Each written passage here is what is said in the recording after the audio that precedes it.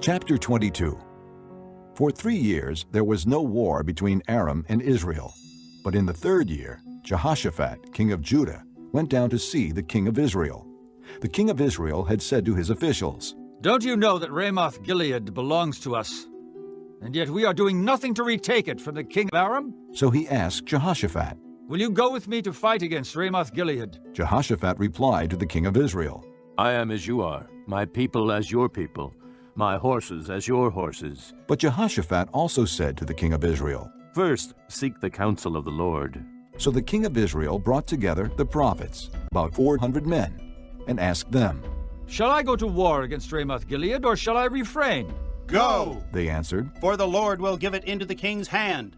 But Jehoshaphat asked. Is there not a prophet of the Lord here whom we can inquire of?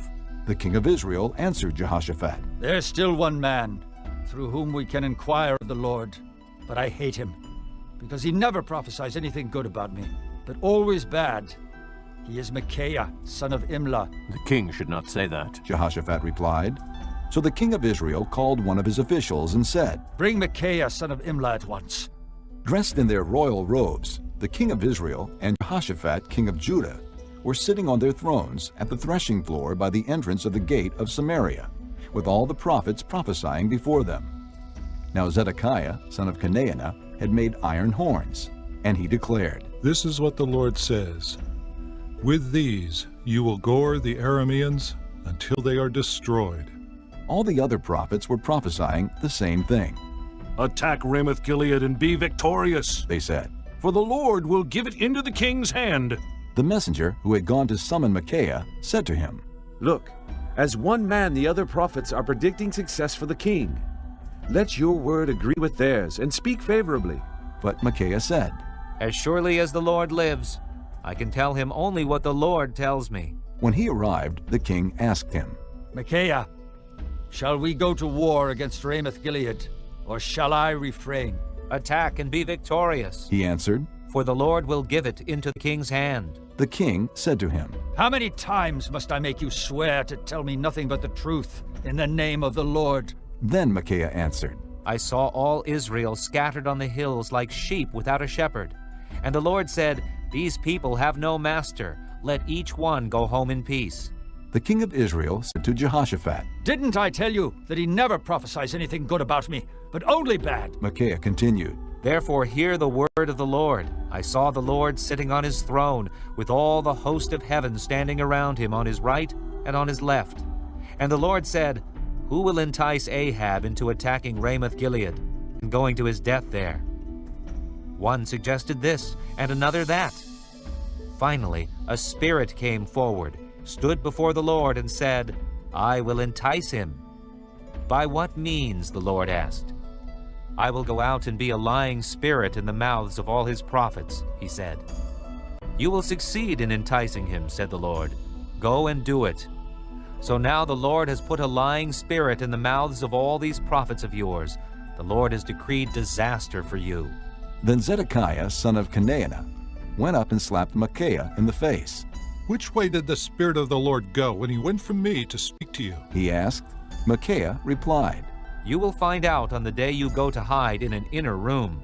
The king of Israel then ordered, "Take Micaiah and send him back to Amon, the ruler of the city, and to Joash the king's son, and say, This is what the king says. Put this fellow in prison and give him nothing but bread and water until I return safely." Micaiah declared. If you ever return safely, the Lord has not spoken through me. Then he added, Mark my words, all you people. So the king of Israel and Jehoshaphat, king of Judah, went up to Ramoth Gilead. The king of Israel said to Jehoshaphat, "I will enter the battle in disguise, but you wear your royal robes." So the king of Israel disguised himself and went into battle. Now the king of Aram had ordered his 32 chariot commanders. Do not fight with anyone, small or great, except the king of Israel. When the chariot commanders saw Jehoshaphat, they thought, Surely this is the king of Israel. so they turned to attack him. But when Jehoshaphat cried out, the chariot commanders saw that he was not the king of Israel, and stopped pursuing him. But someone drew his bow at random and hit the king of Israel between the sections of his armor. The king told his chariot driver, "Wheel around and get me out of the fighting. I've been wounded." All day long the battle raged, and the king was propped up in his chariot facing the Arameans.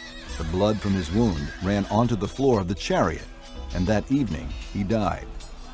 As the sun was setting, a cry spread through the army. Every man to his town, everyone to his land. So the king died and was brought to Samaria, and they buried him there.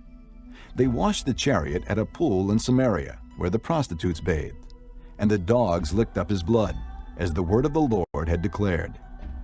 As for the other events of Ahab's reign, including all he did, the palace he built and inlaid with ivory, and the cities he fortified, are they not written in the book of the annals of the kings of Israel? Ahab rested with his fathers, and Ahaziah his son succeeded him as king. Jehoshaphat, son of Asa, became king of Judah in the 4th year of Ahab, king of Israel. Jehoshaphat was 35 years old when he became king, and he reigned in Jerusalem 25 years. His mother's name was Azubah, daughter of Shilhi. In everything he walked in the ways of his father Asa, and did not stray from them. He did what was right in the eyes of the Lord. The high places, however, were not removed, and the people continued to offer sacrifices and burn incense there. Jehoshaphat was also at peace with the king of Israel. As for the other events of Jehoshaphat's reign, the things he achieved and his military exploits, are they not written in the book of the annals of the kings of Judah? He rid the land of the rest of the male shrine prostitutes who remained there even after the reign of his father Asa. There was then no king in Edom. A deputy ruled. Now Jehoshaphat built a fleet of trading ships to go to Ophir for gold, but they never set sail. They were wrecked at Ezion-Geber. At that time, Ahaziah, son of Ahab, said to Jehoshaphat, "Let my men sail with your men." But Jehoshaphat refused. Then Jehoshaphat rested with his fathers, and was buried with them in the city of David his father. And Jehoram his son succeeded him. Ahaziah, son of Ahab, became king of Israel in Samaria in the 17th year of Jehoshaphat, king of Judah, and he reigned over Israel 2 years. He did evil in the eyes of the Lord, because he walked in the ways of his father and mother, and in the ways of Jeroboam, son of Nebat, who caused Israel to sin. He served and worshipped Baal, and provoked the Lord, the God of Israel, to anger, just as his father had done.